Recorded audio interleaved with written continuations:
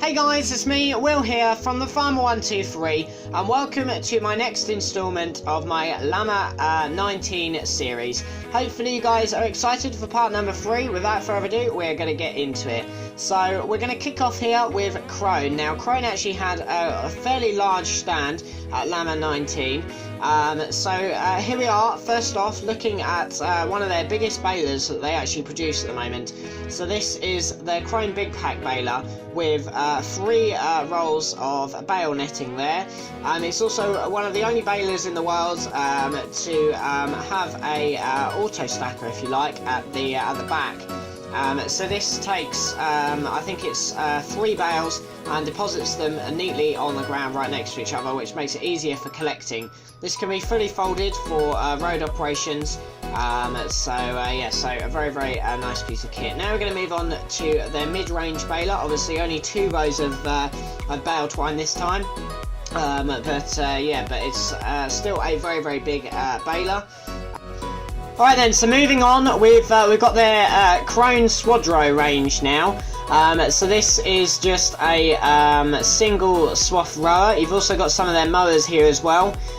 So obviously their butterfly mowers, their Easy Cut B870 CV range, which is a nice piece of kit. Very big these are.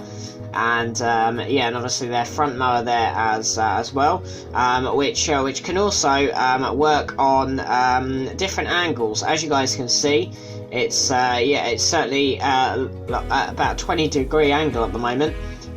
So these are good for particularly hill work, obviously, with it being able to adjust to the different angles of fields, which is very good. And here's the mechanism of the actual mower. So obviously you can see how it cuts. So yeah, some scary looking blades on there as well, and some distributors on the back as well, which makes sure that it's all finely distributed. Particularly that's helpful for drying. You've got their trailed mowers as well here. So another Easy Cut, but this is one of their trailed mowers. Again, works virtually the same as the butterfly. They also had here their X-Disc 620. So yes, this is a massive grass picker, pretty much, that picks all of the grass up and chucks it into trailers, of course, on their forager. This is again, this is quite a big bit of kit. But it also cuts the grass at the same time. So obviously this is more direct, which is obviously good for making silage. Here's one of their hay turners, I believe. So this is a really big hay turner. I think it's about 11 meters, I think. So yeah, they're also showing up some of their cab suspension as well, right there on the model. It must take ages to create the models like that. So that was certainly interesting. So they've got all of the Big X. They've also had a special grey edition there as well of the 1180. So we're just going to have a little look around this anyway. And also they had the Kuhn header on there as well. And here's one of their bigger rowers as well. Some of their big rowers. So just the little smaller ones. All of the mechanisms there as well for the corn headers and the grass headers.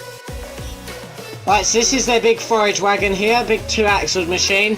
And they've also got their corn forager there as well, with an extended cab. So that's just about it for the Krone stuff. Now we're going to move on. So over here we've got Krone's competitors. So these are SIP. Now, since going to Lamma, I've never heard of these, but they offer quite a bit of good kit as well. Obviously this is slightly different. So we've got bale wrappers here. This is a big round bale wrapper, and bale handling tools as well. So and you've also got a clean feed bucket there as well for your telehandler.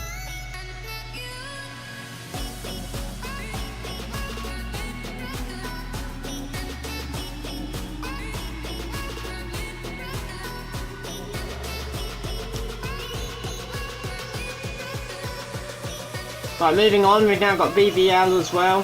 So with their mixer wagons, and yeah, and also their telehandler attaches. We've also got D-Wolf here as well. So they brought one of their big potato harvesters along, and yeah, and what it looks like it's loading into is not actually a trailer, it's a potato drill as well. So yeah, obviously a big competition there for Grimmy wise anyway. So yeah. So I was actually lucky enough to see one of these D-Wolf harvesters in the autumn of 2017, and these things are proper beasts. As I said, mainly used by contractors. You can see they've got some big but narrow wheels, because obviously they can't damage the soil too much. But yeah, they are really, really big. Anyways, now we're going to move on to some of the Grimmy stuff here. We've got, I do believe that this is a topper of some kind. Yeah, I believe that this is a sugar beet topper. Very, very nice piece of kit. Also got Pick-On now with their slurry tankers. These are quite big tankers. Obviously, you can put a spreader on the back if you want to, or just have them normally spread out the back. So this is all of their slurry stuff. Some very, very high-tech equipment. You could also see inside them as well. They also do muck spreaders.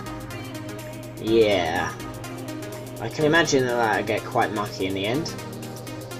But they, as I said, they also do muck spreaders as well. We've also got some of the Howsam equipment as well.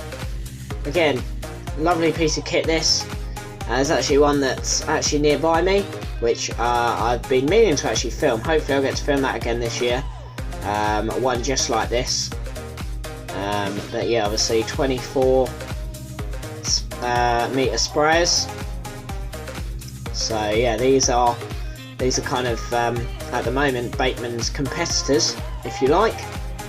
So yeah, it's the Harrier series. A lovely tablet.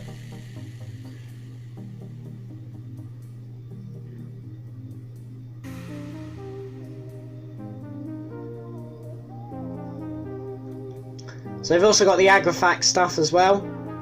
The Agrifax sprayers. Again, more competitive stuff. And the Schaefer sprayers as well.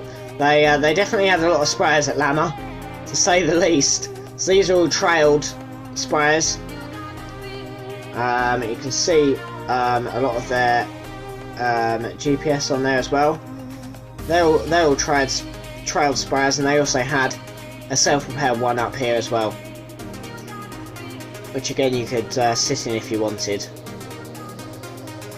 So yeah, quite cool this.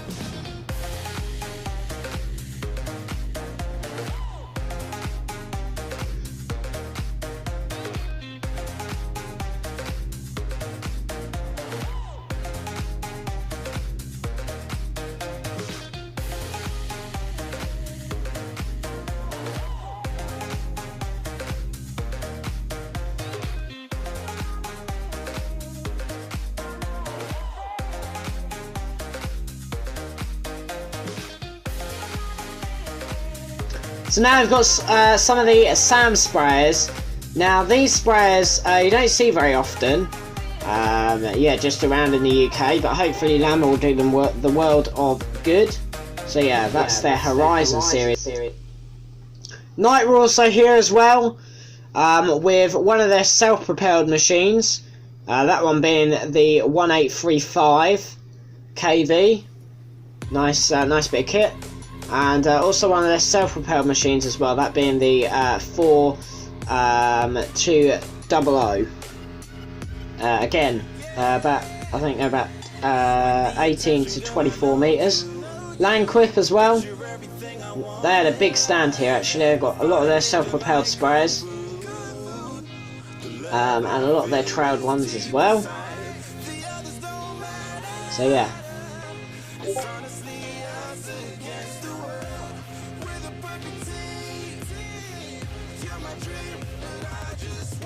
So now we're going to have a look at some of the Fendt stuff. So you've got the Fendt Gator sprayer, which I actually desperately want to see one of these this year. Hopefully it'll happen. I've seen a few of these on the road, but I've never actually got a video of it working actually in the field. So yeah, these have got 2-axle steering as well. We've also got some of the Fendt balers as well, which I didn't actually get a chance to do in the last video. So let's have a little bit more of a look at some of the grass stuff now. So we've got Malone here with some trailed mowers, with their new trailed mowers for silage and grass work. Got McHale now. We're going to end the video with McHale. So they've got a nice bit of kit here. They've got some of their round balers with a lot of their sides opened up, so you can see inside all of the mechanisms.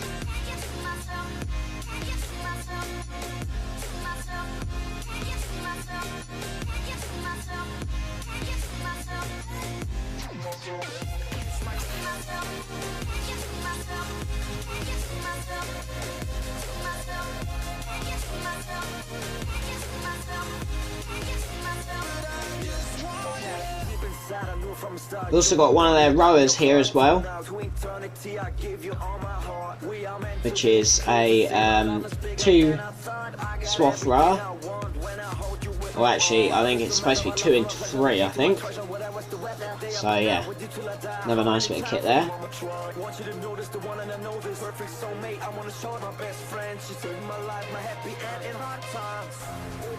So they're using film-on-film technology, I believe. So yeah, if somebody could enlighten me on what that means, that'd be great. Just got some telehandler spikes there as well.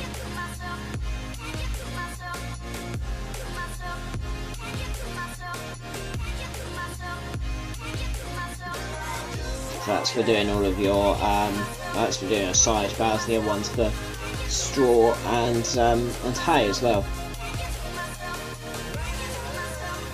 The McHale definitely had a lot of kit here. Their list of kit actually went on and on and on. We've also got the Fusion 3 as well. These are very, very popular balers over in the UK at the minute. They're also had it actually demonstrating. Managed to get it set up without a tractor on it. So yeah, showing how that all worked. McHale actually put a lot of work into their stands. A big shout out to the people who did that.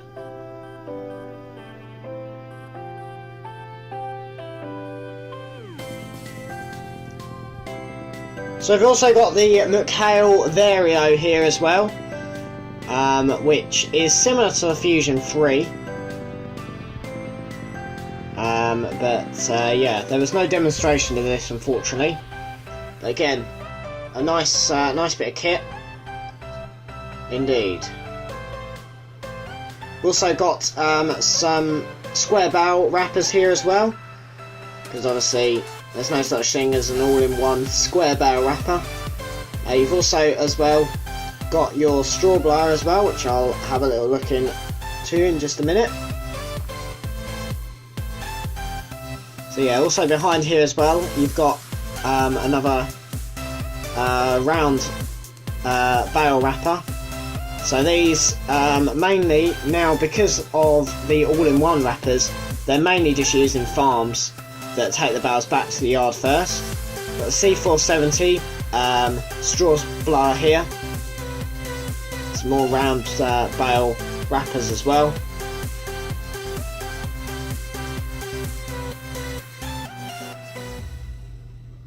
So yeah, I was actually lucky enough to see one of their square bale wrappers on the back of a Kubota last year, so that was good.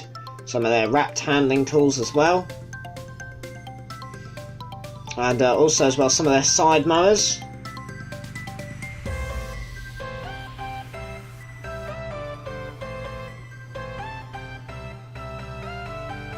Butterfly mowers as well, which is really nice. And something that I thought that was really nice about the McHale stand as well is they were actually showing the McHale front mower as a little bit of a demonstration. So I had it in this little box here, and it was going up and down and left to right as well, because don't forget these things are on a variable height as well, so it can go to a certain degree, which is quite good. So it can go to the, it can go left and right like that, which is obviously very, very good for hill work.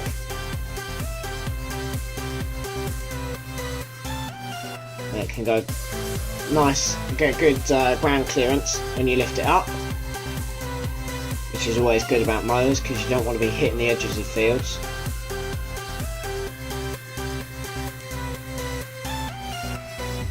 And that's just about it. Alright, cheers for watching, guys, and I'll see you in the next one.